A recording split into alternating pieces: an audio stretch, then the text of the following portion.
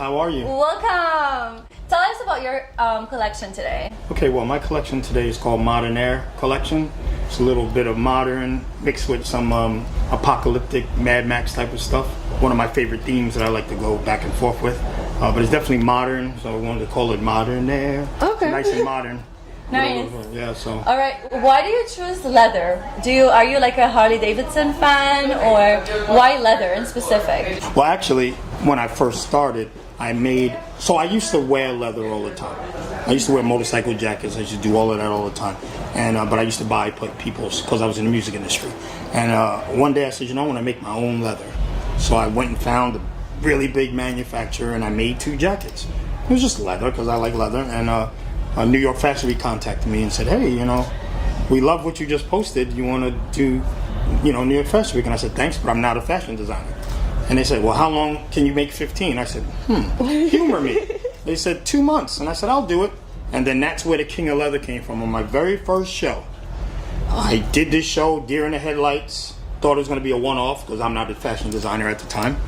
And Huffington Post, one of the biggest news agencies out there in the United States, here said, they wrote an article on one designer, and it was me, and they called me the King of Leather. And it just took off. Wow, so sometimes you just gotta hop on the opportunity, right? So then I said, well, I guess I'm doing leather. So that's how the leather thing came. And I can see you have a lot of beautiful, successful designs. So as a successful designer yourself, what would you say makes a successful design? Well, first it starts with the idea. Okay. Right, and be creative with it. And you never know what people are gonna like, right? You just don't. Like, fashion is one of those things, like when you go to the store and you see hundreds of clothes lined up, right? But people pass by most of them, right? And they go to what they like.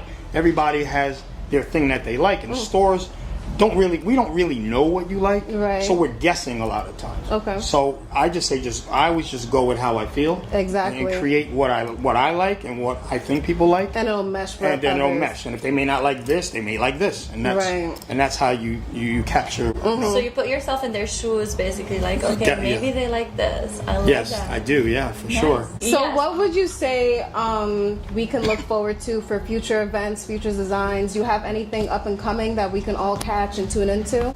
Well, I mean, I do shows all around the world. Okay, so I just did my Paris Fashion Week show. I think I had the second biggest show in all of Paris, is what everyone says, about 800 people. I have a store in Dubai, and maybe we'll get to that, but I have a really big store in Dubai.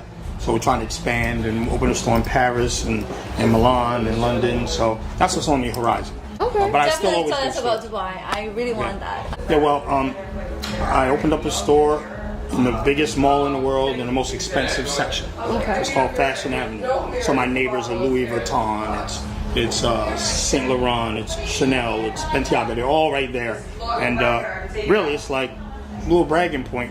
There's 1,840 stores in there. And there's only 2 black stores in the whole mall. Black designer stores, yes. Black-owned business. And one is, he's deceased, Virgil Abloh, so I'm really the only one. Okay. So one of those things. Being that accomplished, what advice would you give for other designers who want to be in shoes like yours? Well, it's not an easy industry. Probably 99.9% fail. If you notice, most of the news coverage is always about Louis Vuitton, the Saint Laurent, and it's really hard for small brands and medium brands to break ahead. I got lucky that they talk about me within those realms because I've been on the cover of almost every magazine. Well, your hard work paid off. Yes, true, but it's not. That doesn't happen for most. Right. So all I have to say to people is, don't get discouraged, because it happened to me out of the blue, or it can happen to you. But the odds may not be in your favor, but you have to just keep going. Don't let anybody tell you can't do it, because everyone's going to be, oh, you can't do it. I'll get a regular job. But if you're passionate about it, it could happen just like me. Right. I made 2 jackets. It wasn't even trying to be in a fashion show, and next thing I know, everything just blew up. Like, I'm still, a year in, like, what's going on? Sometimes it's just like one extra step, maybe. Yeah, like one extra step. If you just said no that day, you wouldn't be here. Yeah. If I would have said thanks, but no, really, I'm not doing it, I would be doing something else. Right. What's your vision now that you're in so many countries? Where do you see your brand going to? Well, lately, all the articles have been calling me the next Gucci. I don't know if you've seen that. Yes, I saw the Gucci. But it's coming out of nowhere, and everyone's like, Michael Lombard, the next Gucci, and the big magazines are writing about it. So I'm flattered that they're seeing me as the next Gucci. Or I don't know, maybe I shouldn't. We be. love I don't know. Gucci. Yeah, okay, yeah, I was gonna say, but but I'm just striving to be me. I don't want to be the next anything, but it's a great comparison to have. Yes. Right. So I guess in a way I'm striving to be the next Gucci. Right. Big shoes to in fill, but but in my own lane, in my own way. Well, no Yeah. one's ever done you before, so you can Yes. only be the best at it. True, we know that's who very- Gucci's target audience is. Yeah. Who's your customer? Like, who is Michael Lombard's end customer? My customer obviously has to be a little high end, but they have style and they have swagger. And they're going to be like middle aged and younger, a lot of it, and they just have a zest for life. And they just want to buy something really cool and say, hey, look at me when I'm at this party or this event. That's my customer, and I have a lot of them out there, so it's pretty good. Beautiful. Yes. Thank you so much for joining us in Thank this you, interview. thank Do you you. have anything you'd like to add before we wrap up? My great model over here, rocking all of our beautiful Yes. stuff. Loving it. So thank you for joining us today, Thank you. and this was for the production of the Fashion Business Channel.